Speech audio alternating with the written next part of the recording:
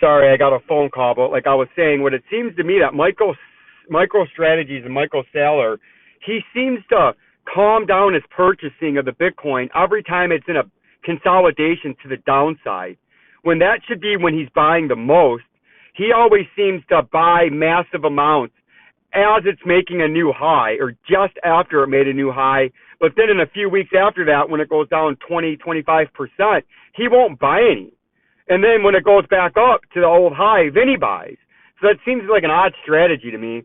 And this is something that it says right now that he slowed his buying down. The purchases were made at an average price of $111,000, with Bitcoin briefly rising past $113,000 just after the date of purchase, right? I believe this was last Tuesday. And it's very interesting to me that when it goes down, he makes smaller buys, but when it's at highs in an individual particular rally, that's when he'll be more comfortable buying the most. He should be smart enough to do it the other way, right? But it seems to me that every time it goes to a new high, he's like, okay, it did go to a new high, so let's buy it now at the new high. And then when it goes back down 20-25% over the course of a month or two, he doesn't really buy anything, right? Like the last time it touched the 99,000 a month ago, that was during his 2 or 3 week I don't buy during this period. Then it came to a new all-time high at 125,000 or whatever that was, and then he bought a shitload of it, right? It just seems odd to me. With the latest purchase of 390 BTC, has accumulated 778 in October, among the smallest monthly total in its history, compared to the 3,526 BTC acquired in September. Strategy October buys are down 78%, underscoring the ongoing slowdown in accumulation because he can only buy for so long. He can only borrow so much money from his own company and leverage the future and mortgage and risk it all on Bitcoin. He can only do that so long. And he's been buying so much, so high. His average price is like at $74,000. So the profit seems huge, but a 30% correction from its all-time high would put him almost at break even, right? And that's another reason why he's slowing his accumulation down. The price stopped appreciating. If the price doesn't appreciate, he can't revalue his Bitcoin unrealized gains and then borrow off more money against that because he has more unrealized capital sitting there and the spread looks bigger, right? You can't do that right now during a consolidation.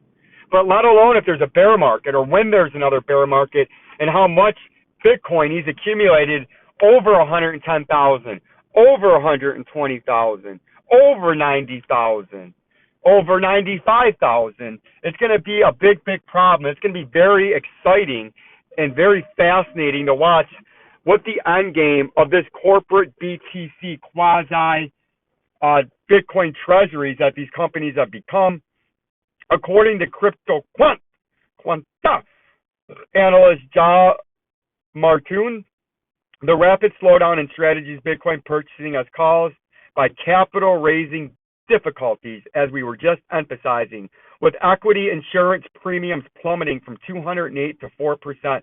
Strategies is no longer buying big, but they're still buying, Martin wrote on an X post Sunday, adding that the long-term conviction remains even as funding pressure grows, because this can only go on for so long. Despite the sharp slowdown in 2025 remains the biggest year for Bitcoin investments by Strategies, with $19.53 billion on BTC acquisition so far. The company has roughly 2 months to surpass last year's record of $21.76 billion spent on Bitcoin.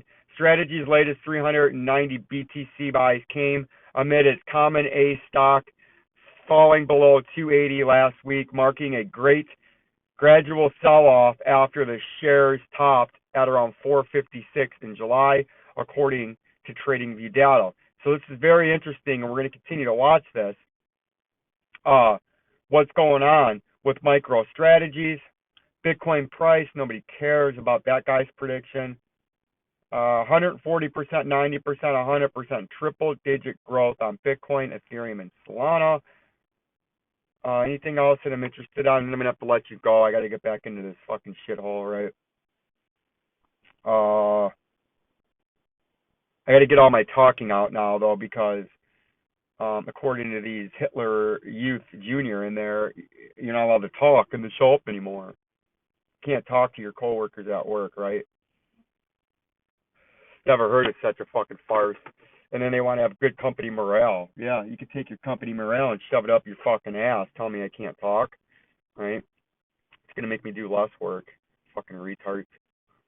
But that's for me to digress about. And that's why you bet on yourself, people. And I'll go into my last rant. I got about 3 minutes left.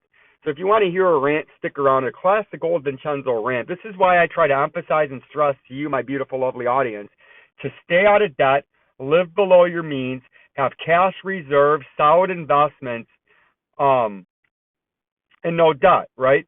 Because you're not slave to a job that you're at. If you're unhappy, you can leave, right?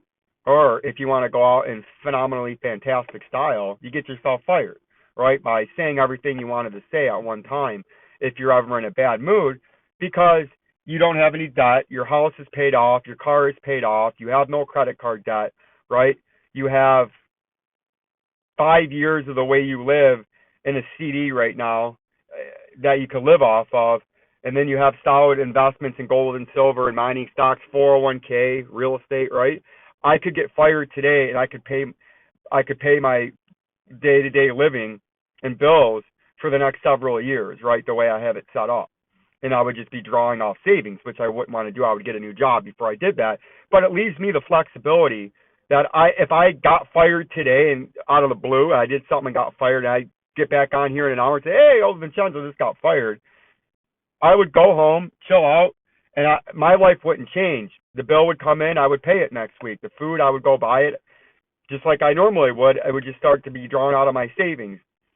But somebody that's in debt, no cash reserves, massive mortgage, massive car debt, massive credit card debt, and zero cash, and they get fired or laid off, they're going to be fucked. They're going to be panicked. They're going to be scrambling. They're not going to know what to do because they're going to be losing their house. When the house payment comes in, they're not going to be able to pay it. When they got to put gas in their car after their check runs out in 2 weeks, they're not going to be able to do it, right, if you've lived above your means and have massive amounts of debt. When you're making money, the whole key is to keep some of it, right? And not only to keep some of it, the first part is to keep some of it. The second part is get some of that money earning you money by just being there, right? So if you can get money earning you interest, even though it's kind of hard to do because there's not a lot of interest in a debt-based society to be made.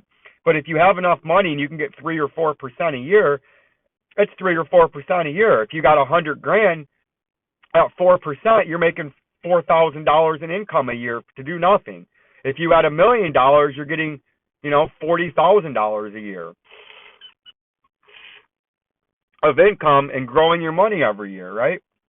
So, and if you had $100,000 and you got $4,000 and you lost your job, well, technically you could skim off $4,000 and you didn't even take any of your own money, right?